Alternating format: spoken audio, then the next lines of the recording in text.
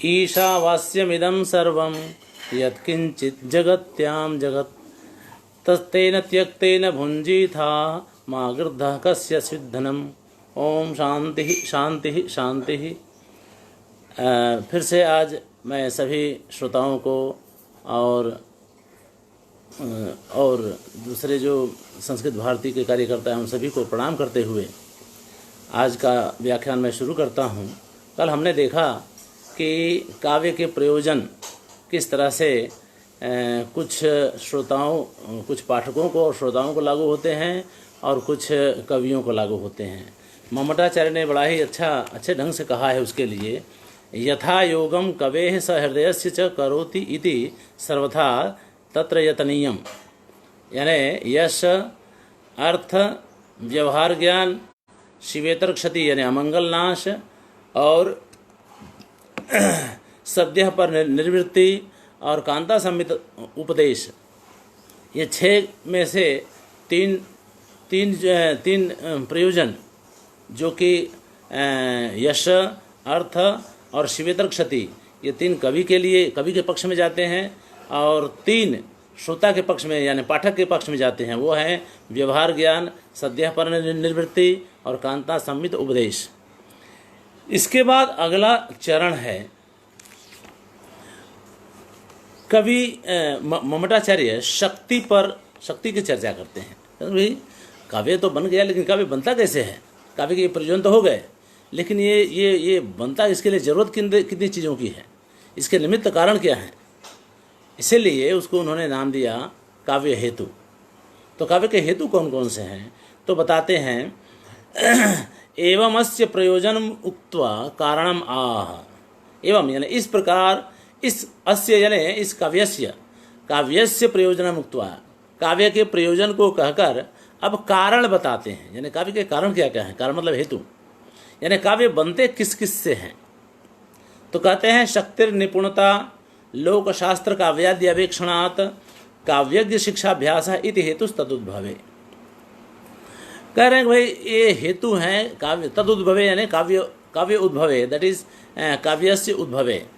काव्य के उद्भव में ये 3 हेतु हैं। कौन कौन? तो कहें हैं शक्ति ही, दूसरा है निपुणता। अब निपुणता कैसी? तो उसके साथ जोड़ रहे हैं लोकशास्त्र काव्यादि अवेक्षणात्, यानी लोकशास्त्र काव्यादि अवेक्षणात् प्राप्ता निपुणता इति द्वितीयं कारणमस्ति। काव्यज्ञ शिक्षाभ्यास ये है, मतलब अब 3 हो गए, शक्ति, निपुणता और अभ्यास। इन 3 की व्याख्या बहुत अच्छी तरह से ममटाचार्य करते हैं, हम देखेंगे उसको। तो पहला कारण है शक्ति। तो उसके लिए उसके लिए कहते हैं ममटाचार्य कि शक्ति ही कवित्व बीज रूप संस्कार विशेष। बीज रूप का मतलब संस्कार विशेष है, यानी जब उसको संस्कार विशेष कहा जाए तो समझिए उसका संबंध जन्म से है, उसका संबंध आत्मा से है। यानी कवित्व का संस्कार व्यक्ति लेकर के जन्म लेता है, वो जन्मजात होती है। तो कह रहे हैं कि शक्ति कवित्व बीज रूप, कवित्व का वो बीज रूप है। जैसे बीज ना हो तो वृक्ष की कल्पना नहीं कर सकते हैं, वैसे ही शक्ति अगर न हो तो कवित्व की कल्पना नहीं की जा सकती है। इसलिए कवित्व के लिए शक्ति बीज रूप है। आगे कहते हैं याम बिना काव्यम न प्रसरेत। अगर शक्ति न हो, जो कवित्व बीज रूप जो शक्ति है, वो अगर शक्ति न हो तो उसके बिना काव्य प्रसरेगा नहीं, यानी विकसित नहीं होगा, आगे बढ़ेगा ही नहीं। मान लीजिए किसी तरह से प्रस्तुतम व उपहसनीयम से, मान लीजिए किसी तरह से अगर हो भी गया, किसी ने किसी तरह से गलती से रचना भी कर दी, तो उस रचना को कोई पढ़ेगा नहीं, उल्टे लोग हंसेंगे उस पर, उपहसनीयम से। इसलिए शक्ति की जो महत्ता है आप समझ सकते हैं। कह रहे हैं कि याम बिना काव्यम न प्रसरे, शक्ति ना हो तो काव्य बनेगा ही नहीं, और बन भी गया तो उसकी उपेक्षा होगी, उस पर लोग हंसेंगे। अब दूसरे पर आते हैं निपुणता। अब निपुणता का अर्थ तो आप जानते हैं, वो बताने की जरूरत नहीं है, लेकिन वो निपुणता मिलेगी कैसे मिली होनी चाहिए? तो कह रहे हैं कि अवेक्षणात्। अवेक्षणात् का मतलब होता है अध्ययन, या पर्यालोचन या विवेचन, विवेचन तो नहीं लेकिन अध्ययन उसको संक्षेप में कर सकते हैं, या विमर्श कहें। किसका किसका विमर्श करने के बाद निपुणता प्राप्त हो सकती है? तो कह रहे हैं लोक।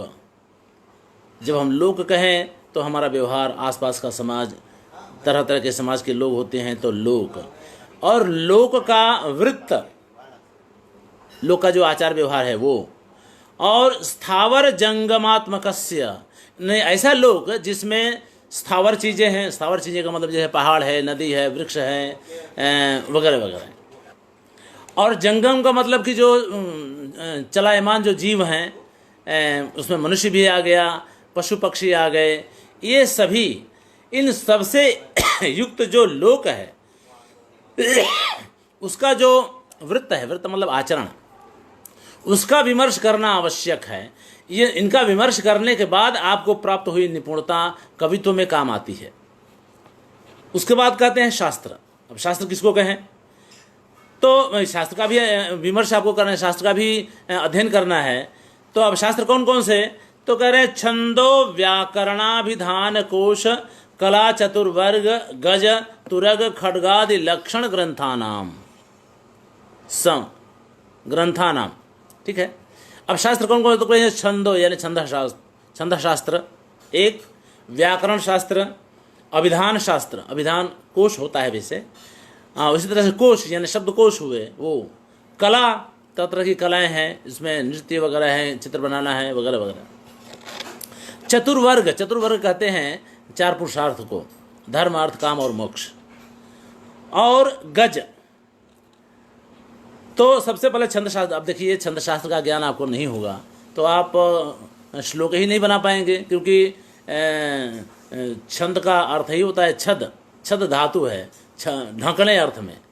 छंदों की संख्या के कारण ये श्लोक में छंदों की संख्या सीमित हो जाती है, और उतने ही शब्दों की संख्या के अंतर्गत आपको अपने सभी अर्थ व्यक्त करने पड़ते हैं, सभी शब्दों की रचना करनी होती है। उसका ज्ञान अगर नहीं है तो श्लोक आप नहीं बना पाएंगे। गद्य में उसकी आवश्यकता नहीं है, पर गद्य काव्यों की अपेक्षा छंदोबद्ध रचनाएं आज तक ज़्यादा प्राप्त होती हैं। आप जानते हैं छंदोबद्ध रचना में कवि को थोड़ी सुविधा भी मिल जाती है, थोड़ी छूट मिल जाती है। छूट इस रूप में मिल जाती है कि कभी कोई गलती उसकी रह जाती है तो वो कह देता है कि अरे भाई छंद बिठाने के लिए हमने ऐसा किया है, वो कह सकता है, तो वो उसकी कमी ढक जाती है। गद्य रचना में ऐसा नहीं होता है। गद्य रचना में तो वही कहा जाता है ना कि गद्यम कवि नाम निक्षम बदंती। तो गद्य जो है कवि की कसौटी होती है। तो गद्य में तो उसकी जरूरत नहीं, लेकिन छंदों के मतलब छंदों का ज्ञान तो होना आवश्यक है।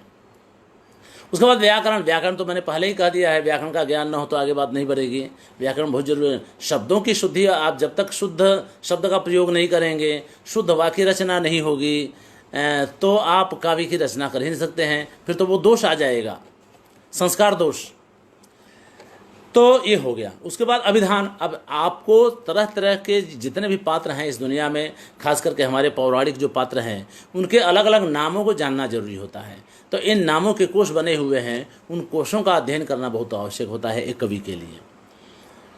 फिर कोश, अब कोश तो नाम के अलावा जो दूसरे शब्दकोश हैं, जिसमें क्रियापद भी आते हैं, कृदंत भी आते हैं, अन्य अन्य शब्द आते हैं, इनका अध्ययन करना जरूरी होता है। यद्यपि कहा जाता है अंग्रेजी में man is not a dictionary, आदमी कोई शब्दकोश नहीं हो सकता है, लेकिन तब भी उसको थोड़ा बहुत तो शब्दों का भंडार उसके पास होना जरूरी है, तभी वो शब्दों का प्रयोग कर सकता है। उसके बाद कला, कलाओं का भी ज्ञान हो, नृत्य कला वगैरह है, चित्रकला है, श्रृंगार वगैरह है। तो कहते हैं ना 64 कलाएँ हैं, तो 64 कलाओं का ज्ञान होना जरूरी है। उसके बाद से चतुर्वर्ग, धर्म अर्थ काम और मोक्ष, इन सब का ज्ञान, इन सब का विमर्श करना जरूरी है कवि के लिए। फिर गज यानी हाथियों का विमर्श करें। अब ये क्या मतलब है? तो देखिए विश्व में मुख्य रूप से दो तरह के हाथी हम देखते हैं, एक तो अफ्रीकन हाथी हैं और एक एशियाई हाथी हैं। तो अफ्रीकन हाथी तो दोनों का अंतर तो अच्छी तरह से आप समझ सकते हैं, वो विशालकाय होता है, थोड़ा शरीर में आकार में छोटा होता है। लेकिन एशियाई हाथियों में भी कवियों ने और हमारे अपने विद्वानों ने इन सब में वैरायटी बनाई है, हर तरह के सभी एशियाई हाथी एक साथ एक जैसे नहीं होते हैं, तो उनके विभिन्नताओं को भी जानना जरूरी है, उनके लक्षणों को जानना जरूरी होता है, तो कवि के लिए वह जरूरी है। उस तरह से घोड़े के लिए भी कहा गया है, भाई घोड़े का भी ज्ञान होना चाहिए। आप जानते हैं भारत में घोड़े हैं, काबुल में अच्छी तरह के घोड़े होते हैं, इनकी नस्लें होती हैं, तो उन सब नस्लों का ज्ञान होना जरूरी होता है। इनकी एक्टिविटी क्या होती है, घोड़ों की, घोड़े को आप अपने कंट्रोल में कैसे रखेंगे, हाथी को कंट्रोल में कैसे रखेंगे, इन सब चीज़ों का ज्ञान जहाँ पर है उसको उस तरह के ज्ञान को प्राप्त कर लेना चाहिए। उसके बाद खड्ग है, खड्ग तलवार वगैरह कैसे चलाया जाए, इन सब के लक्षण जिन ग्रंथों में हैं उन ग्रंथों का भी अवेक्षण करना या विमर्श करना आवश्यक है। और इन ग्रंथों का विमर्श करने के बाद आपको जो व्युत्पत्ति प्राप्त होती, जो निपुणता प्राप्त होती है, वह निपुणता आगे चल के काव्य, अब आगे है लोक, फिर काव्य। अब काव्य कह रहे हैं तो काव्य में काव्यानाम महाकवि संबंधी नाम, महाकवियों संबंधी जो काव्य हैं, जैसे रामायण है, महाभारत है, कालिदास के हैं, भास के हैं, अश्वघोष के हैं, इन कवियों की रचनाओं का अध्ययन करना, इनका रसास्वादन करना आवश्यक है। इन्होंने रस की निष्पत्ति कैसे कराई है, काव्य की रचना कैसे की है, वे कैसे अपने विचारों को व्यक्त करते हैं, अपने पात्रों की रचना कैसे करते हैं, इन सभी सारी चीज़ों का अध्ययन करने के बाद, और उसके बाद आदि शब्द भी जोड़ दिया है, तो आदि शब्द में रामायण इतिहास, पुराण आदि ग्रंथों का समावेश कर लीजिए। इन सब का भी विमर्श करना आवश्यक है। तो इन सब का विमर्श करने के बाद आपको जो व्युत्पत्ति प्राप्त होती है, उस व्युत्पत्ति का नाम निपुणता है। उस निपुणता की जो, तो पहले तो हो गया शक्ति, उसके बाद आया निपुणता। जो इतने शास्त्रों का और लोक व्यवहार का और काव्य आदि का अध्ययन करने के बाद, अवेक्षण करने के बाद जो प्राप्त हुई है, उस तरह की वह निपुणता इसमें, इस काव्य में दूसरे नंबर की हेतु है। अब तीसरे नंबर पर चलते हैं, अभ्यास, काव्यज्ञ शिक्षाभ्यास। कह रहे हैं भाई काव्यम जानाति इति काव्यज्ञ, गति तत्पुरुष है, आप जानते हैं, वो बताने की जरूरत नहीं है। जो काव्यम जानाति इति काव्यज्ञ, यानी जो काव्य को करना जानते हैं। अब हेमचंद्राचार्य ने इसके लिए 2 शब्दों का प्रयोग किया है, मम्मटाचार्य ने, माफ कीजिएगा। तो काव्यम कर्तुम विचारयितुम च, यानी काव्य के लिए उन्होंने 2 शब्द का प्रयोग किया है मम्मटाचार्य ने।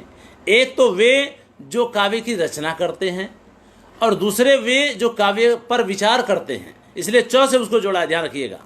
काव्यम कर्तुम विचारयितुम च, यानी काव्य को करना, यानी काव्य रचना करना जो जानते हैं, और जो लोग उस पर विचार करना भी जानते हैं, इन लोगों के, ऐसे लोगों के पास आप जाएं और उनसे पूछें, वे आपको उपदेश दें।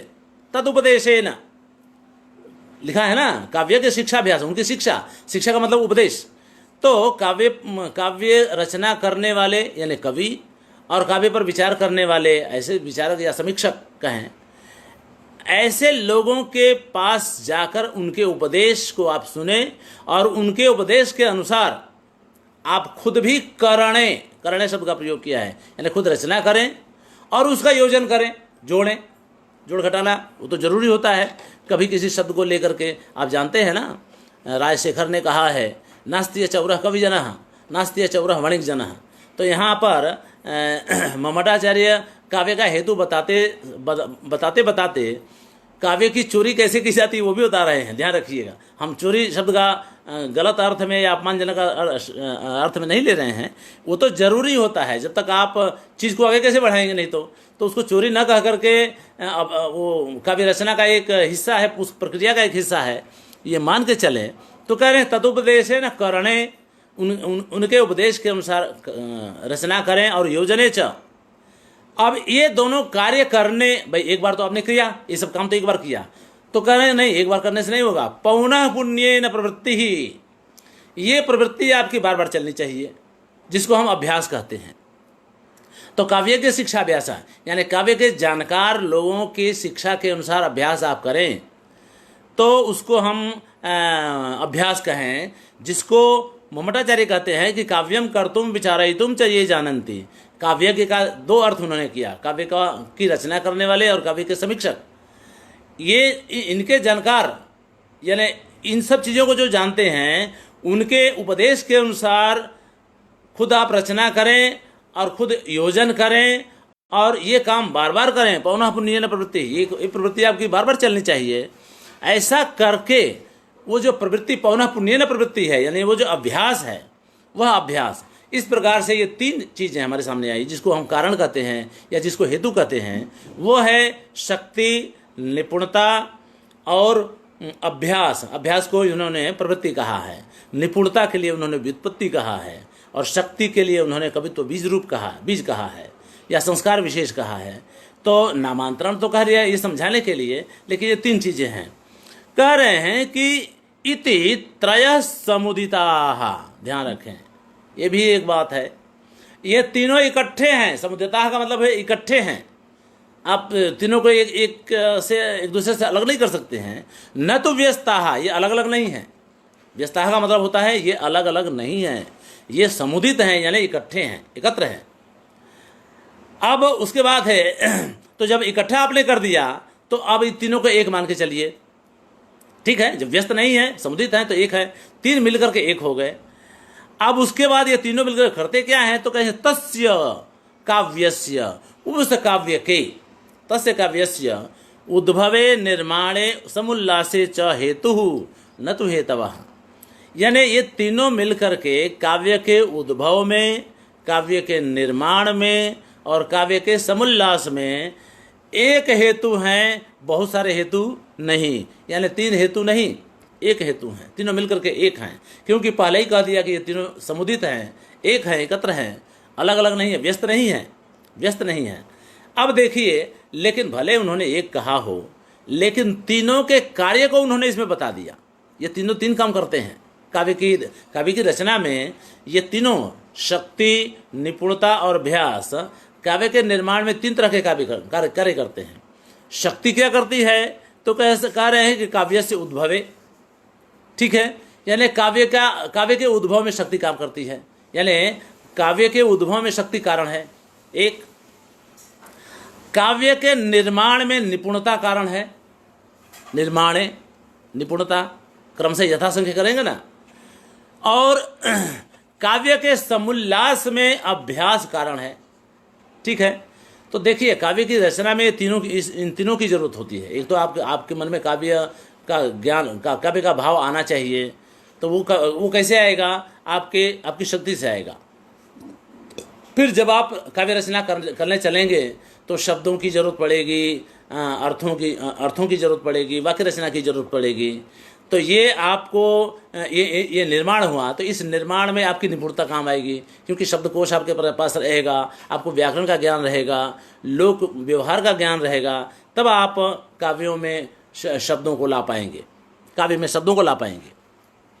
ये सब भी ला दिए, लेकिन बार बार कहते हैं ना, वो आजकल तो स्कॉलरशिप में भी जब हम अच्छे लेख लिखते हैं, तो हमारे भयानी साहब होते थे, ढाकी साहब बहुत बड़े विद्वान थे। तो उनसे हम बहुत कुछ सीखे, बहुत अच्छे विद्वान थे। तो वो कहा करते थे कि भाई सेल्फ एडिटिंग को डेवलप करो, ये अभ्यास उसी का दूसरा नाम है। आप जब अच्छे लेख लिखते हैं तो लेख लिखने में भी से आप ये नहीं कि आपने एक लेख लिख दिया, फलाने को दिखा दिया, कि कोई अच्छे विद्वान को दिखा दिया, उसने अपने ढंग से उसमें कुछ जोड़ घटा दिया, तो उसमें आपका क्या विकास हुआ। आप खुद ही अपने ही लेख को बार बार पढ़िए, तो आपको ही लगेगा कि इसमें कुछ कमी है, और आप खुद ही अपना सुधार देंगे। सेल्फ एडिटिंग, यहाँ पर काव्य के समुल्लास में बार बार उसको करना, उसके अपनी ही रचना को बार बार देखिए, तुलना कीजिए, तो उसका काव्य का समुल्लास होता है। तो जो अभ्यास होता है वो काव्य के समुल्लास में हेतु बनता है। इस तरह से काव्य से उद्भवे निर्माणे समुल्लासे च हेतु, एक हेतु बने। मैं तीनों मिलकर के हेतु, अब ये अपने मन में समझ लेने की जरूरत है। ध्यान रखिए, जब तीन चीज़ें अलग अलग गिनाई गई तो तीन तो अलग अलग हो ही गई। अब आपको अपने मन से देख उनको इकट्ठा करना है, और इकट्ठा करके एक साथ जोड़ के समझना है, न तो हेतु अलग अलग नहीं समझना है। ये तो ठीक वैसे ही है जैसे एक गाड़ी है 4 पहिए वाली, तो 4 पहिए वाली गाड़ी है तो उसमें से एक गाड़ी को निकाल दीजिए, जब तक चारों पहिए उस गाड़ी में नहीं रहेंगे वो गाड़ी एक नहीं मानी जाएगी। एक पहिया निकाल दीजिए, वो गाड़ी चल ही नहीं सकती है। वैसे ही इन 3 तत्वों में से एक तत्व निकाल दीजिए, एक हेतु निकाल दीजिए, गाड़ी आगे नहीं बढ़ेगी, काव्य रचना नहीं होगी और अच्छी काव्य रचना नहीं होगी। तो इस तरह से काव्य के हेतुओं पर ये मम्मटाचार्य ने अपनी बात कही है। मित्रों, आप जानते हैं कि केवल मम्मट ने ही काव्य के हेतु नहीं बताए हैं, और भी लोगों ने बताए हैं। अब यहाँ पर उन सभी आचार्यों के हेतुओं पर हम चर्चा नहीं करेंगे, उतना अवकाश नहीं है, क्योंकि काव्य प्रकाश का अध्ययन कर रहे हैं, इसलिए यहाँ तक ही सीमित रहें। और दूसरी बात ये है कि मम्मटाचार्य ने जो काव्य के हेतु बताए हैं वो पर्याप्त हैं। अब मुझे नहीं लगता है कि किसी ने और भी कुछ कहा होगा तो हो सकता है, लेकिन अगर उन्होंने कुछ और कहा होगा तो उसका समावेश भी इसमें हो जाता होगा। इसलिए हम उन सब के बताए हेतुओं में की चर्चा इस समय नहीं करते हैं। ठीक है, तो अब हम चलते हैं आगे। एवं अस्य कारणम उक्त्वा स्वरूपम आह। अब आगे मम्मटाचार्य कहते हैं कि इस प्रकार से हमने काव्य के कारण को बता दिया, तो काव्य के कारण बताने के बाद अब उसके स्वरूप को हम बताएंगे। ठीक है, उसके स्वरूप को बताएंगे। तो स्वरूप क्या है? यहाँ स्वरूप का मतलब होता है काव्य की परिभाषा, काव्य का लक्षण। काव्य किसे कहें, उसका क्या स्वरूप है? तो कह रहे हैं तददोषौ शब्दार्थौ सगुणावलंकृति पुनः क्वापि। अब यहाँ देखिए, तद अदोषौ शब्दार्थौ सगुणौ अनलंकृति पुनः क्वापि। ठीक है, अब ये परिभाषा बड़ी ही एक लाइन की है और बहुत कम शब्दों का प्रयोग किया है, बहुत कम शब्दों में। इससे भी कम शब्दों वाली परिभाषाएं हैं। जैसे भामा ने कहा शब्दार्थौ सहितम काव्यम, तो शब्दार्थौ सहितम काव्यम ऐसा कहा उन्होंने, तो हुई है। लेकिन यहाँ पर इन्होंने बड़े मार्मिक ढंग से और बड़े गूढ़ता के साथ उन्होंने इसकी परिभाषा दी है। तद दोष, देखिए तद जब यहाँ जो सर्वनाम तद है वो तद सर्वनाम काव्यम के लिए है, तद काव्यम। शब्दार्थौ, उस काव्य को हम शब्द और अर्थ कहते हैं, यानी शब्द और अर्थ को काव्य कहते हैं, दोनों तरफ से कह सकते हैं। काव्य किसको कहें? तो शब्द और अर्थ को। तो शब्द और अर्थ को हम काव्य कहते हैं या काव्य को शब्द और अर्थ कहते हैं। यानी अब यहाँ तो परिभाषा काव्य की है, इसलिए अभिष्ट विषय है काव्य, और उसके लिए उन्होंने कहा कि भाई काव्य किसको कहें, तो कह रहे हैं कि भाई शब्द और अर्थ को आप काव्य कहें। लेकिन शब्द और अर्थ जैसे तैसे नहीं, क्योंकि शब्द और अर्थ तो भाई ठीक है, किसी को भी आप काव्य कह लेंगे तब तो कुछ भी काव्य हो जाएगा, ऐसा नहीं है। कह रहे हैं कि उसमें दोष नहीं होना चाहिए, अदोष हो। उसके बाद कह रहे हैं कि भाई सगुणौ, यानी तद काव्यम शब्दार्थौ भवति। शब्दार्थौ कीदृशौ? तो अदोषौ शब्दार्थौ, पुनः कीदृशौ शब्दार्थौ? तो सगुणौ शब्दार्थौ, पुनः कीदृशौ शब्दार्थौ? तो अनलंकृति। ध्यान रखें, अनलंकृति ती दीर्घ है। कवि कवयः में कवि जो द्विवचन है वह द्विवचनांत है। पुनः क्वापि तो उन्होंने अलग से जोड़ा उसके दूसरे स्वरूप को व्यक्त करने के लिए। लेकिन 3 विशेषण हैं उन शब्दार्थों के जो एक काव्य बनाते हैं। एक है अदोषौ, यानी अदोषौ शब्दार्थौ, फिर सगुणौ शब्दार्थौ, और अनलंकृति शब्दार्थौ काव्यम अस्ति अथवा भवति, जो भी है। यानी वह काव्य शब्द और अर्थ को कहते हैं, लेकिन ऐसे शब्द और अर्थ जो दोष रहित हैं, ऐसे शब्द और अर्थ जो गुण सहित हैं, ऐसे शब्द और अर्थ जो सामान्यतः अलंकार से युक्त तो हों, लेकिन पुनः क्वापि का मतलब कहीं कहीं, पुनः काव्य यानी कहीं कहीं अगर अलंकार रहित हों। अब यहाँ अलंकार रहित की व्याख्या आगे होगी। अलंकार रहित हों तो भी ऐसे शब्द काव्य की श्रेणी में आते हैं, ऐसे शब्द और अर्थ काव्य की श्रेणी में आते हैं। ये उनका अर्थ है। तददोषौ शब्दार्थौ सगुणावलंकृते पुनः क्वापि। तो अब यहाँ देखिए आप, कि अदोषौ शब्दार्थौ सगुण तददोषौ शब्दार्थौ सगुणम अलंकृति पुनः क्वापि। अब इसकी व्याख्या करते हुए देखिए, इसकी और भी व्याख्या आगे चलेगी, आपको स्पष्ट हो जाएगा। इसके शब्दार्थ में लगे रहने की जरूरत नहीं है, आगे चलें हम। आचार्य कहते हैं दोष गुणालंकारा वक्ष्यन्ते। कह रहे हैं कि भाई दोष, गुण और अलंकार, ठीक है, इनकी विवेचना हम आगे करेंगे। भविष्यत काल का प्रयोग किया है, ध्यान रखिए। वक्ष्यन्ते, इनका विवेचन होगा, इनके बारे में कहा जाएगा। दोष, गुण और अलंकार, यहाँ तो बस वो इतना ही समझाना चाहते हैं कि क्वापि इति अनेन एतद आह। क्वापि यानी कहीं कहीं का शब्द का जो प्रयोग किया, इस शब्द से वो यही कहना चाहते हैं, एतद आह, ये कहना चाहते हैं, यह कह रहे हैं कि यत सर्वत्र सालंकारो शब्दार्थो। भाई हर तरह के काव्य में अलंकार सहित शब्दार्थ होने चाहिए, लेकिन क्वचित स्फुटालंकार विरहेपि न काव्यत्व हानि। यानी कहीं कहीं स्फुट अलंकार के विरह में, यानी अभाव में, स्फुट अलंकार के अभाव में भी कवित्व की या काव्यत्व की हानि नहीं होती है। यानी ऐसा काव्य जिसमें कहीं कहीं स्फुट अलंकार न हो, ऐसे तो अलंकार होना चाहिए, लेकिन स्पष्ट अलंकार न हो, यानी देखते ही अलंकार का पता चल जाए, ऐसा अलंकार अगर कहीं किसी काव्य में न हो तो उस काव्य को काव्य की श्रेणी से हटाया नहीं जा सकता। उसके काव्यत्व की हानि नहीं होती है, वो काव्य फिर भी बना रहता है। ठीक है, तो ये तो बात हुई। अब इसमें थोड़ी 2-3 बातें उदाहरण जाएं, उसके पहले ध्यान रखें आप, जो मम्मटाचार्य का काव्य प्रकाश है उसमें 10 उल्लास हैं। तो 10 उल्लास हैं, तो 10 उल्लास की रचना का एक प्रतिबिंबन यहाँ हो रहा है। आप देखिए, पहला उल्लास इस समय हम लोग पढ़ रहे हैं, इसमें उन्होंने शुरुआत की कवि सृष्टि और ब्रह्म सृष्टि की तुलना उन्होंने करके की, और उसमें मंगलाचरण भी आ गया।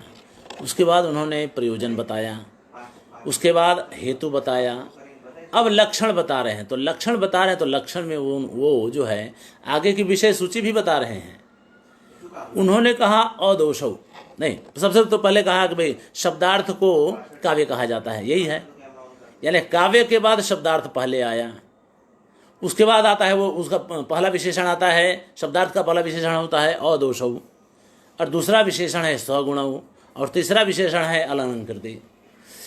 अब ये आगे के उल्लासों में ये शब्दार्थ पहले आएंगे, बाद में दोष की चर्चा बाद में आएंगे करेंगे उसके आगे के उल्लास में, उसके बाद गुण की चर्चा करेंगे, और सबसे अंत में अलंकार की चर्चा करेंगे। इसका इंडिकेशन, इसको उन्होंने यहाँ पर इंगित कर दिया, संकेत कर दिया, संकेत दे दिया।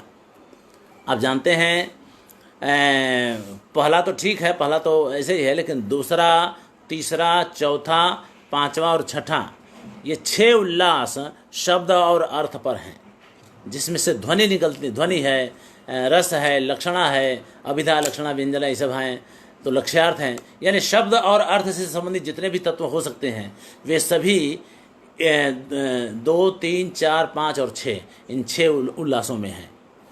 उसके बाद अदोषौ, यानी दोष, सबसे पहले तो भाई दोष को आप जानेंगे तब न दोष को दूर कर पाएंगे अपने काव्य से।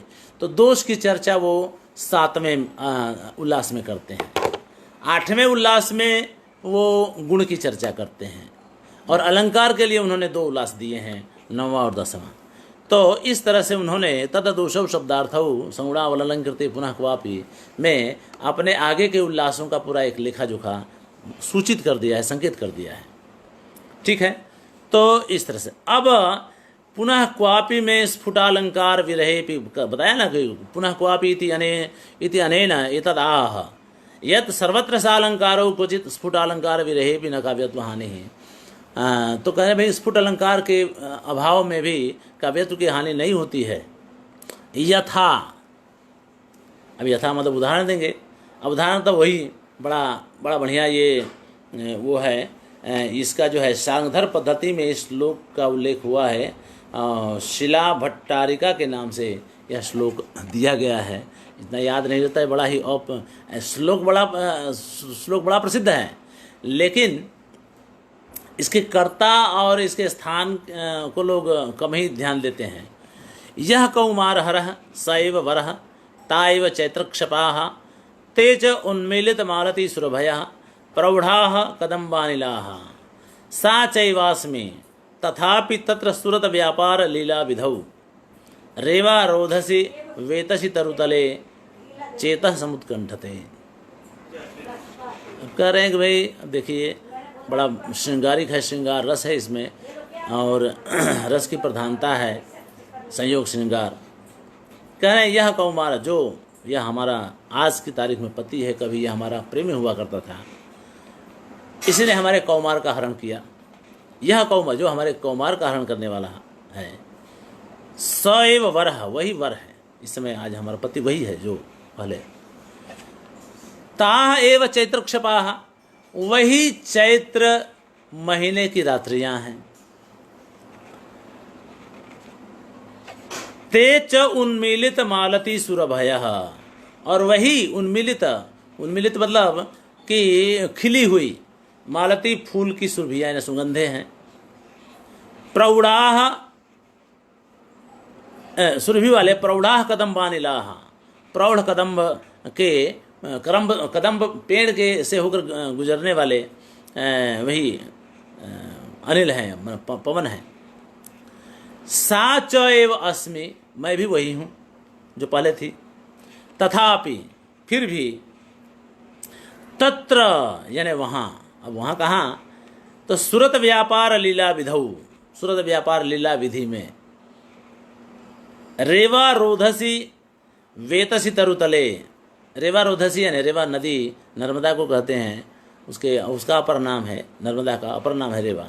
तो रेवा नदी के किनारे वेतसी वृक्ष के नीचे सुरत व्यापार लीला विधौ, यानी सुरत व्यापार की लीला करने के प्रसंग में मेरा चित्त जो है समुत्कंठित हो रहा है। ठीक है, तो ये कह रहे हैं कि ठीक है, यहाँ रस की भरमार है, श्रृंगार रस है और प्रबल है, इसलिए, लेकिन यहाँ कोई अत्र स्फुटो न कसिद अलंकार, यहाँ कोई स्पष्ट अलंकार नहीं है, स्फुट अलंकार नहीं है। रसस्य च प्राधान्यात न अलंकारता, यानी रस की प्रधानता के कारण यहाँ पर अलंकारता नहीं है, इसलिए यह काव्य तो है और स्फुट अलंकार नहीं है, फिर भी काव्य तो बना हुआ है। तो इस तरह से यहाँ पर उन्होंने ये अपनी कहा जाए ना, बाकी सब चीज़ें स्पष्ट हैं, तो कह करके अब ममटाचार्य आगे बढ़ते हैं, फिर आगे इस पर और कोई चर्चा नहीं करते हैं। तथा दोषो शब्दार्थ हो सगुणावलन नहीं करते पुनः को ये करके, लेकिन बात यहीं खत्म नहीं हो जाती है। 12वीं शताब्दी है लगभग विश्वनाथ की, आचार्य विश्वनाथ की, उसमें उन्होंने ममटाचार्य की बड़ी टीका की है। उन्होंने हर बात को लेकर के टीका टिप्पणी किया है, शिकायत किया है, निंदा किया है। कह रहे हैं कि भाई आप कैसे कह सकते हैं कि यहाँ कोई अलंकार नहीं है, मैं बताता हूँ क्या अलंकार है इसमें। तो कह रहे हैं कि इसमें विभावना अलंकार है, विशेषोक्ति अलंकार है। आप जानते हैं अलंकार में ममटाचार्य ने भी और अन्य आचार्यों ने भी एक अलंकार स्वभावोक्ति को भी माना है। स्वभावोक्ति भी एक अलंकार, यानी आपको लगेगा कि तो भाई स्वाभाविक वर्णन है, तो उसको स्वभावोक्ति अलंकार का क्या मतलब, उसको शोभा कहाँ से आई? आप जानते हैं ना, अलंकार का मतलब जिसमें जो शोभा के आधायक हैं, यानी जिससे शोभा बढ़ती है उसको अलंकार कहते हैं। तो स्वभावोक्ति में जब सीधा सीधा आपने वर्णन कर दिया, जैसे ग्रीवा भंगा अभिरामम होरणपति सिंधने बद्ध दृष्टि जो उदाहरण है अभिज्ञान शाकुंतल का, तो ऐसे स्वभावोक्ति को भी अलंकार की मान्यता दी गई है। पर उसमें एक मर्यादा आती है, मर्यादा ये आती है कि स्वभावोक्ति अलंकार ऐसा नहीं होगा कि दारा सिंह ने किंग कांग को उठा पटक दिया, अब इसको आप काव्य कहें, नहीं, क्योंकि इसमें तो सीधा सीधा वर्णन है, इसको स्वभावोक्ति अलंकार नहीं कर सकते हैं। क्योंकि एक प्रौढ़ आदमी, दो पहलवान है, भारी विश्व चैंपियन, दारा सिंह तो उसी हिसाब से चैंपियन भी बने थे, तो ऐसे वर्णन को स्वभावोक्ति अलंकार की श्रेणी में नहीं रख सकते हैं। स्वभावोक्ति अलंकार की श्रेणी में कैसे? जैसे पशु पक्षी हैं, ये अपनी दैनिक क्रिया जानबूझ कर नहीं करते हैं, वो स्वाभाविक रूप से करते हैं। जैसे कोई बालक है, खेल रहा है, तो बालक खेल रहा है, तो वो खेल रहा, तो उसका वर्णन अगर कोई करे तो वो स्वभावोक्ति अलंकार की श्रेणी में आएगा। तुलसीदास ने लिखा है ना उसमें, कबहू शशि मांगत आरी करे, कबहू प्रतिबिंब निहारी डरे, कबहू करताल बजाई के नाचत, मातु सवै मन मोद भरे, कबहू खिसियाए कहे है ठिके, पुण्य ले ही वही जही लागे अरे, अवधेश के बालक चारि सदा, तुलसी मन मंदिर में भी है। कहना ये देखिए, अब इतना उनके क्रीड़ा का वर्णन है। यहाँ पर स्वभावोक्ति अलंकार, दूसरा कुछ है नहीं वहाँ पर, कि किसी भी अलंकार की वहाँ रचना नहीं है, रचना में कोई भी अलंकार नहीं है, पर स्वाभाविक उनके खेल का वर्णन है, तो ये अच्छा लगता है। इसलिए ऐसे में स्वभावोक्ति अलंकार कर सकते हैं। जहाँ तक इसका सवाल है, इसमें आप देखिए, कह रहे हैं कि यहाँ विभावना अलंकार है। विभावना अलंकार किसको कहते हैं? तो कह रहे हैं भाई, कारण के अभाव में जहाँ कार्य दिखाया जाए। अब इसमें क्या एक अन्वय व्यतिरेक होता है कि जहाँ पर विभावना अलंकार होगा वहीं विशेषोक्ति अलंकार भी होता है। क्यों? क्योंकि आप अर्थघटन दूसरे ढंग से कर देंगे तो वहाँ विशेषोक्ति अलंकार हो जाएगा। किस तरह से? अब विशेषोक्ति किसको कहते हैं? विशेषोक्ति तो कह रहे हैं कि भाई कार्य तो हो, कारण तो हो लेकिन कार्य न हो तो विशेषोक्ति, और विभावना में कारण न हो और कार्य हो। अब ये देखिए कि समुत्कंठा होने में जो कारण होने चाहिए, ऊपर जिनका वर्णन किया गया है, उस वर्णन में कोई भी कारण समुत्कंठा का कारण नहीं है। कोई भी तत्व समुत्कंठा का कारण नहीं है, फिर भी समुत्कंठा हो रही है। तो समुत्कंठा हो गई यानी कार्य तो हुआ, लेकिन इस समुत्कंठा के लिए जो कारण होने चाहिए थे वहाँ ऊपर नहीं बताए गए हैं, इसलिए विभावना अलंकार हो गया। अब दूसरा तरफ देखिए, दूसरी तरफ विशेषोक्ति अलंकार। विशेषोक्ति में यह है कि कार्य तो है, कारण तो है लेकिन कार्य नहीं है। अब देखिए कार्य क्या होना चाहिए यहाँ पर? भाई कारण तो है, जो बता दिया उन्होंने कि भाई सह कौमार हर वगैरह जो कहा, वो सारे कारण तो हैं, लेकिन समुत्कंठा का अभाव रूप जो कार्य वहाँ होना चाहिए वो नहीं है, इसलिए विशेषोक्ति अलंकार है। तो विश्वनाथ ने यही बात कह दी कि भाई आपने कैसे कह दिया कि वहाँ अलंकार है? अलंकार हम बताते हैं, आप देखिए ये अलंकार है। तो मम्मटा, देखिए ऐसा नहीं कि आपने किसी पर आरोप लगा दिया तो कोई चुप भी रहे। तो इसका समाधान भी आया कि भाई देखिए ऐसा है कि उसमें मम्मटाचार्य को पता तो था, तब इसीलिए स्फुटालंकार भी रहे, ऐसी व्याख्या की। पहले तो नय तत्पुरुष करके अभाववाचक नय का प्रयोग कर दिया। आप जानते हैं कभी कभी नय तत्पुरुष का प्रयोग ईषद अर्थ में भी किया जाता है। ऐसा नहीं कि केवल सर्वथा निषेध कर दीजिए, सर्वथा अभाव कर दीजिए और उसको उस अर्थ को व्यक्त करना है तब आप नय तत्पुरुष लगाते हैं, ऐसा नहीं होता है। ईषद अर्थ में भी होता है, इसलिए उन्होंने स्पष्टीकरण दिया मम्मटाचार्य ने, स्फुटालंकार विरहे भी। नहीं तो अनलंकृति कहने के बाद स्फुटालंकार विरहे कहने का क्या मतलब था? वो ईषद अर्थ में कहा उन्होंने, तो उसी को यहाँ पर ले आते हैं। कहते हैं भाई देखिए बात सही है कि विभावना और विशेषोक्ति अलंकार यहाँ घटित हो सकते हैं, लेकिन वे भी सीधे सीधे नहीं आ रहे हैं, आपको खींचतान करनी पड़ रही है। तो इसीलिए हमने स्फुटालंकार भी रहे इस तरह की व्याख्या दी है, तो ये मान लेना चाहिए। इसलिए हमारी परिभाषा में कोई दोष नहीं है ये, और हमने ये जो परिभाषा दी है उसमें भी कोई दोष नहीं है। और उस परिभाषा के तहत अलंकृति पुनः क्वापि के लिए जो यह कौमार हरा उदाहरण दिया उसमें भी कोई दोष नहीं है। आगे चलते हैं। दूसरा जो उन्होंने बताया कि सगुणौ है ना भाई, अदोषौ सगुणौ, तो उसको लिए उन्होंने कहा विश्वनाथ ने कि शब्द और अर्थ का विशेष सगुण कैसे हो सकता है? भाई गुण तो आत्मा का वाचक होता है। अगर व्यक्ति के मामले में देखें तो, काव्य के मामले में देखें तो काव्य की आत्मा का गुण, जो गुण होता है अलंकार शास्त्र का, वह है रस। तो रस के गुण होते हैं, तो आपने गुण को शब्दार्थ का विशेषण कैसे बना दिया? ये प्रश्न उन्होंने बताया कि भाई ये इस तरह की व्याख्या आप कैसे कर सकते हैं? सगुणौ शब्द को शब्दार्थों काव्यम तो ठीक है,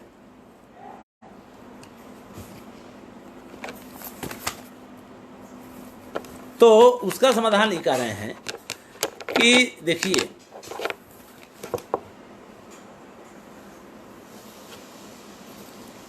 क्षमा करेंगे। हाँ, अब आगे बढ़ें उसके पहले एक और हम चर्चा कर लेना चाहते हैं। अदोषव के मामले में मम्मटाचार्य ने ये भी कहा, हाँ ये तो उस उदाहरण के लिए है। आगे 100 गुणों वाली बात नहीं आती है, पहले अदोष वाली बात आती है कि कहा कि आपने कहा कि भाई अदोषव, क्रम जरा भिन्न हो गया, तो कहा कि भाई अदोषव शब्दार्थो काव्यम भवति, ये आपने कह दिया। तो ऐसे तो बहुत सारे काव्य हैं जिसमें दोष हैं, फिर भी उनको काव्य माना जाता है, इसका क्या? यानी आपकी परिभाषा तो इसका मतलब प्रमाणिक नहीं है। बहुत सारे काव्य हैं जिसमें दोष होते हैं, फिर भी उनको काव्य की श्रेणी में रखा जाता है। तो मम्मटाचार्य बताते हैं। अच्छा, उसके लिए उन्होंने बताया कि भाई एक श्लोक आता है, न्यक, शायद रावण लीला में ऐसा कुछ नाम है उसका, मुझे ग्रंथ का नाम याद नहीं आ रहा है, ये इसमें आएगा ध्वनि के मामले में।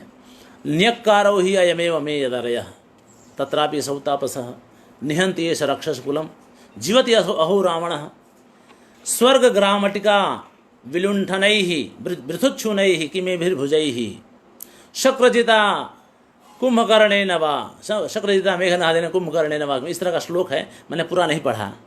कह रहे हैं कि भाई इसमें तो ध्वनि जो है कूट कूट करके भरी हुई है, ठीक है, लेकिन इसमें एक दोष आता है, विधेय और विमर्श दोष नाम आता है। बहुत सारे दोष बहुत सारे होते हैं। आप जानते हैं दोष एक ऐसी चीज़ है कि एक सापेक्ष वस्तु है दोष जी। एक दोष कहीं के लिए दोष माना जाता है, वही दोष दूसरी जगह के लिए गुण माना जाता है। तो ये दोष एक सापेक्ष, और मम्मटाचार्य इस बात को जानते थे। तो वो उन्होंने बताया कि ऐसा है कि ये सही है कि बहुत सारे काव्यों में बहुत सारे दोष होते हैं, कई बार तो व्याकरण भी होता है, जैसे माँ निषाद प्रतिष्ठाम तो मगमा शाश्वती ही समाह यत्क्रम च मिथुना एकम अवधि काम मोहितम। अब उसमें अगमः शब्द कहा तो निषेध अर्थ में लंग लकार का प्रयोग तो किया जाता है, ठीक है। तो उसमें लंग लकार के लिए लुंग लंग लृक्षु अटुदात्तः जो अट का को जोड़ा था, उस अट को जब निषेध करने अर्थ में आज्ञार्थ के निषेध वाक्य बनाने में जब उसका आप प्रयोग करेंगे, तब उस अट का लोप कर दिया जाता है। तो आप कहेंगे माँ गमः, ऐसा बोलेंगे, माँ निषाद प्रतिष्ठाम त्वम गमः होना चाहिए, वहाँ अगमः, यानी ऐसी वह। तो यहाँ तो अब चूंकि वाल्मीकि की रचना है, इसलिए वो आर्ष प्रयोग मान के हो गया। हम साधारण लोगों के या साधारण कवियों के द्वारा भी कुछ काव्य रचनाएं की हैं, उसमें भी बहुत सारे दोष आते हैं। तो उसके लिए मम्मटाचार्य समाधान ये दे रहे हैं कि पहले तो आप दोष समझिए कि दोष होता किसको, दोष कहते किसको हैं। तो कहते हैं कि भाई मुख्यार्थ हतिर दोषः, बाप रे, ठीक है, मुख्यार्थ हतिर दोषः। भाई मुख्यार्थ का हनन जिसमें हो, यानी मुख्यार्थ का हनन करने वाला दोष माना जाता है, जहाँ मुख्यार्थ का हनन हुआ। अब हनन का मतलब क्या, हति का मतलब क्या हुआ? भाई किल करना नहीं, जान से मारना नहीं, वहाँ अपकर्ष दिखाना, जिसकी वजह से मुख्यार्थ का अपकर्ष होता हो, उसको दोष माना जाता है, ठीक है।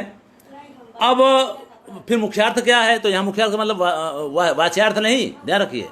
यहाँ कह रहे हैं कि रसस्तु मुख्य, यहाँ रस मुख्य होता है, और उसकी हति यानी उसका हनन यानी उसका जहाँ अपकर्ष होता हो, उसको दोष माना जाता है। तो कह रहे हैं कि रसस्तु मुख्य तदाश्रयात वच्य, ठीक है, उभयोपयोगिनः स्युः शब्दाद्याः तेन तेषु अपि सह मुख्यार्थ रसः। मुख्यार्थ देखिए भाई, रस की निष्पत्ति होती कैसे है? रस है काव्य का तत्व है, काव्य की आत्मा है रस, क्योंकि ध्वनि तत्व है। वो है आश्रित किस पर है? शब्द और अर्थ पर है।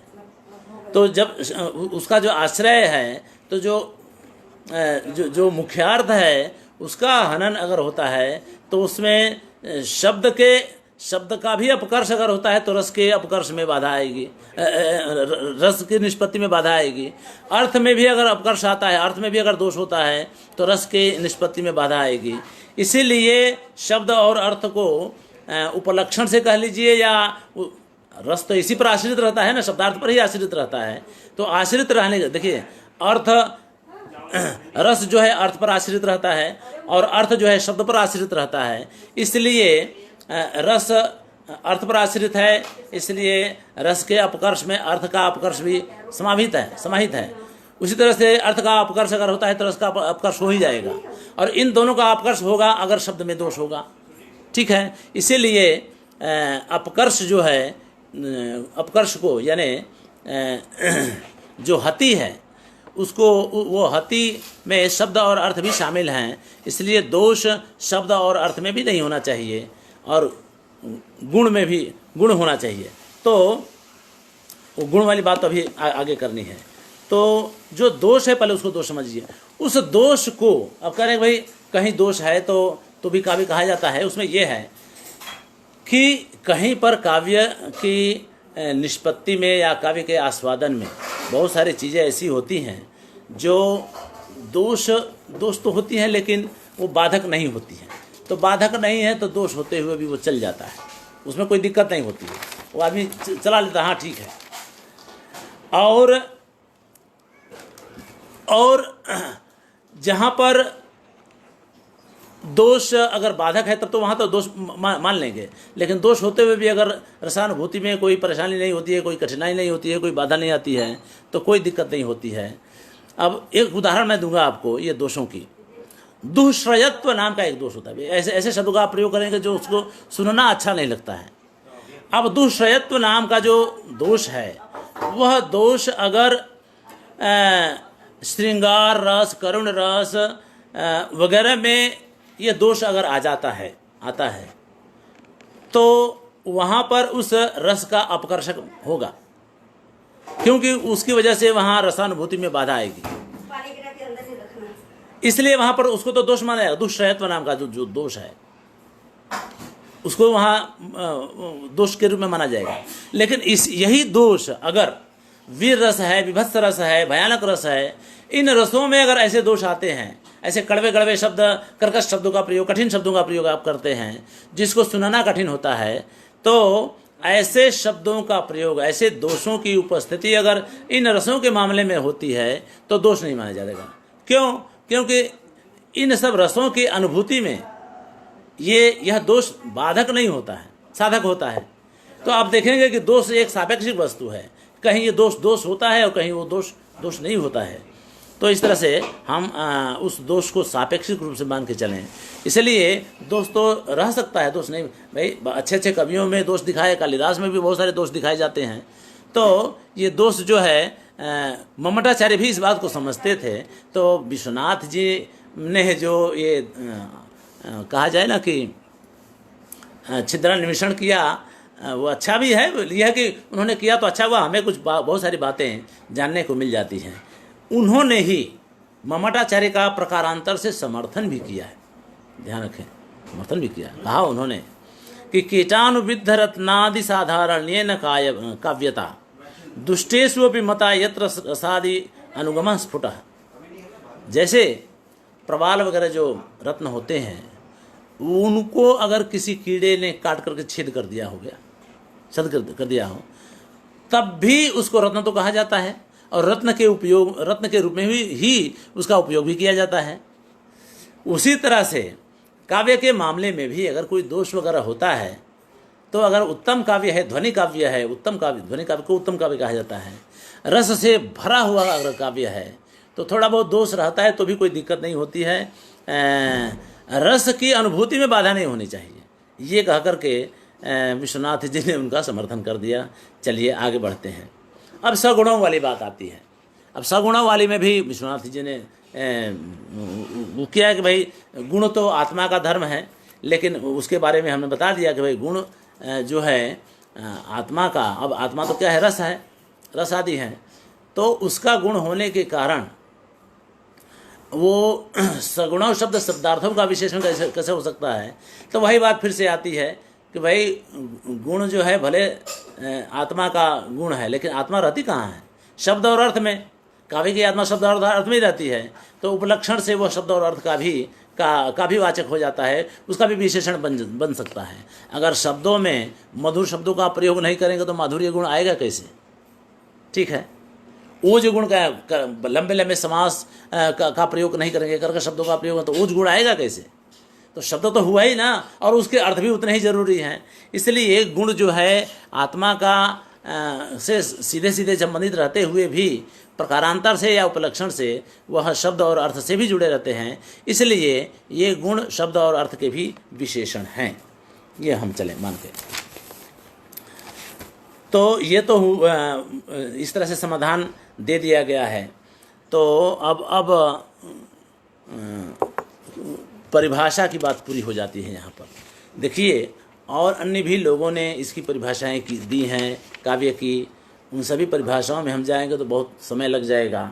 इतना ही नहीं, ममटाचार्य की परिभाषा की टीका भी और अन्य भी आचार्यों ने की है, उसमें भी अब हम नहीं जाते हैं, क्योंकि फिर तो कोई अंत नहीं आएगा। इसलिए अब हम सीधे अगले कदम पर चलते हैं। और अगला क्रम है तद्भेदान आह। तद्भेदान यानी काव्य भेदान आह, काव्य की बात कर दी। अब यहाँ देखिए, इस पूरे प्रकरण में आप देखेंगे नियतिकृतम नियम रहिताम हलादयकमयी मनन्य परतंत्राम नवरस रुचिराम निर्मितिम आदधति भारती कबीर जयति। वहाँ काव्य का नाम नहीं आया।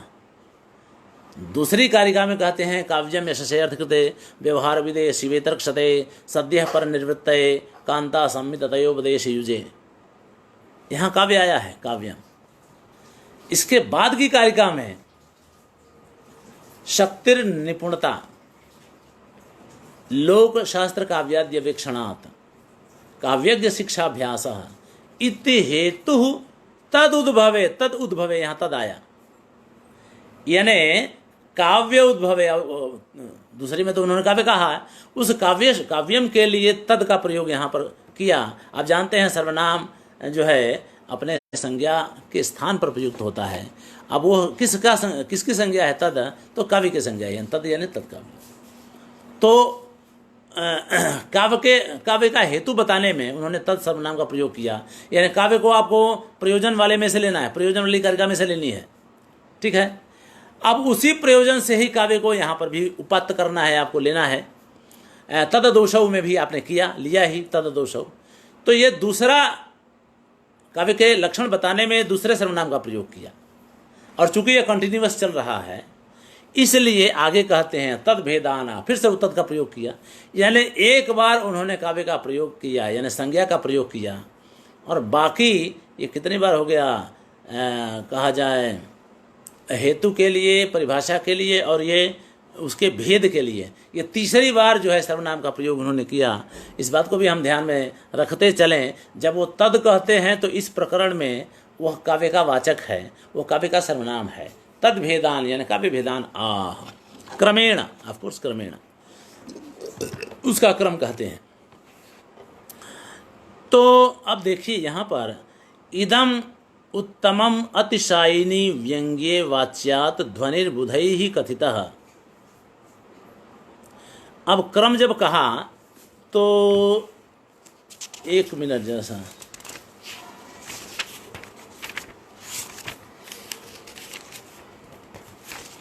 आगे चलकर बताएंगे। काव्य के तीन भेद उन्होंने बताया, उत्तम काव्य, मध्यम काव्य और चित्र काव्य। अब मध्यम काव्य में दूसरे नंबर का जो काव्य है, उत्तम काव्य किसको कहते हैं? तो भाई जो ध्वनि काव्य है वो उत्तम काव्य है। मध्यम प्रकार का काव्य वो है जिसमें ध्वनि गौण हो जाए, गुणीभूत व्यंग्य, यानी व्यंग्यार्थ जो है गौण हो जाए और मुख्यार्थ अतिशायी रहे, उस काव्य को हम मध्यम प्रकार का काव्य कहते हैं। और जिसमें कोई ध्वनि न हो, जिसमें कोई व्यंग्यार्थ न हो, उस काव्य को चित्र काव्य कहते हैं या अधम काव्य कहते हैं। अब अधम कह लीजिए या चित्र काव्य, उसमें कुछ हो ही नहीं, इस तरह से। तो तीन भेद उन्होंने बताए काव्य के। उसकी क्वालिटी के अनुसार, यानी उत्तम काव्य, मध्यम काव्य और अधम काव्य। तो सबसे नंबर वो क्रम से जो पहला उन्होंने वर्गीकरण किया, तो पहले नंबर पर जो उत्तम काव्य है उसकी परिभाषा आप यहाँ दे रहे हैं। इदम उत्तमम अतिशायिनी व्यंग्ये वाच्यार्थ ध्वनिर्बुधै ही कथितः। फिर इदम, अब यहाँ पर फिर से सर्वनाम का प्रयोग हुआ, ध्यान रखिए। वहाँ तो तद का प्रयोग किया, फिर यहाँ पर इदम, इदम इति काव्यम, वह काव्य। अब यहाँ सती सप्तमी का प्रयोग हुआ है, ध्यान रखिए। उत्तमम, इदम उत्तमम, इदम काव्यम उत्तमम भवति यस्मिन् व्यंग्ये अतिशायिनी सती, यानी जहाँ पर व्यंग्य अतिशायी हो, यानी व्यंग्यार्थ के अतिशायी होने पर वह काव्य उत्तम होता है। होने पर सती सप्तमी का प्रयोग कर लीजिए। अब अतिशायी, जब अतिशायी आप करेंगे तो अतिशायी का मतलब कि उत्कृष्टता, कॉम्परेटिव डिग्री है। तो अतिशायी किससे, तो कह रहे हैं वाच्यार्थ, यानी वाच्यार्थ से। आप जानते हैं ना, जो मुख्य अर्थ होता है, अर्थ 3 तरह के अर्थ हैं, शब्द हैं, वाचक, लाक्षणिक और व्यंजक। अर्थ भी 3 तरह के होते हैं, वाच्य, मुख्य या वाच्य, मुख्य अर्थ कहिए या वाच्य अर्थ कहिए, एक ही बात है। मुख्य लक्ष्य, दूसरा लाक्षणिक के लिए लक्ष्य, और तीसरा है व्यंग्य, जो व्यंजक का होता है। तो कह रहे हैं कि भाई वाच्य अर्थ की, यानी वाच्यार्थ की अपेक्षा जहाँ पर व्यंग्य अर्थ अतिशायी हो, जहाँ पर मतलब जिस काव्य में वाच्यार्थ की अपेक्षा व्यंग्यार्थ अतिशायी हो, यानी व्यंग्यार्थ के अतिशायी होने पर काव्य उत्तम कहलाता है या काव्य उत्तम होता है। जब ऐसी स्थिति हो तो वह व्यंग्य जो है ध्वनि कहा जाता है। यह बात बुद्ध लोगों ने, बुधै ही कथितः, यानी ज्ञानियों ने कहा है। यह बात ज्ञानियों ने कहा है, ठीक है। बुधै ही, आप देखिए वो जो खुद कह रहे हैं वो भी जरा पढ़ लें कि अब देखिए इसमें बहुत सारी बातें आएंगी, इस पर चर्चा तो हम कल ही करेंगे, अब आज नहीं, लेकिन मैं मूल पाठ पढ़ लेता हूँ, फिर आगे चलाएंगे। बुधै ही वैयाकरणै ही प्रधानभूत स्फोट रूप व्यंजकस्य शब्दस्य ध्वनिरिति व्यवहारः कृतः, ततः तन्मतानुसारिभिः अन्यैरपि न्यग् भावित वाच्य व्यंग्य व्यंजनक्षमस्य शब्दार्थ युगलस्य। अब इसमें लंबी व्याख्या होगी, लंबी चर्चा करेंगे। मुझे लगता है कि अब हमको यहाँ, क्योंकि चूँकि नया विषय आ रहा है, मैं आपको कल ध्वनि की चर्चा करूँगा, उसमें स्फोटवाद आएगा। ध्वनि शब्द व्याकरण में किस रूप में आया है, इन्होंने जिसको बुध कहा है उसको व्याकरणों को, यानी व्याकरण के जानकार लोगों को बुध कहा है, तो क्यों ऐसा कहा है, ऐसा उनको क्यों कहना पड़ा, बाकी लोग ज्ञानी क्यों नहीं, केवल व्याकरण ही ज्ञानी क्यों। इन सब सारी बातों को हम लोग, सारी बातों की चर्चा हम कल करेंगे। स्फोटवाद की खास चर्चा करेंगे। ध्यान रखिएगा, ये बड़ा ही चर्चित विषय है। बहुत सारे लोगों को ये समझने में बड़ी परेशानी होती है, बहुत ही परेशानी। मैं जानता हूँ, मुझे भी परेशानी हुई थी, इसलिए मैं दूसरों को भी वैसे ही समझ रहा हूँ। लेकिन मैं जानता हूँ कि अब मैं समझ चुका हूँ और मैं कल बताने की पूरी कोशिश करूँगा। मेरा ये प्रयास रहेगा कि स्फोटवाद आप लोगों को अच्छी तरह से समझा पाऊँ, और स्फोटवाद के इतिहास पर भी थोड़ी चर्चा करेंगे, कहाँ से स्फोटवाद आया, व्याकरण का आश्रय इनको क्यों लेना पड़ा, व्याकरण को ज्ञानी क्यों मानना पड़ा, दूसरे को ज्ञानी क्यों नहीं माने। इन सब की चर्चा हम लोग कल करेंगे। आज 1 घंटा पूरा हो गया है, इसलिए आज हम इतना ही रखेंगे। धन्यवाद बहुत बहुत, आप लोगों ने सुना, और हम जो है कल फिर से मिलेंगे। बस आज इतना ही। ओम शांति शांति शांति। नमस्कार।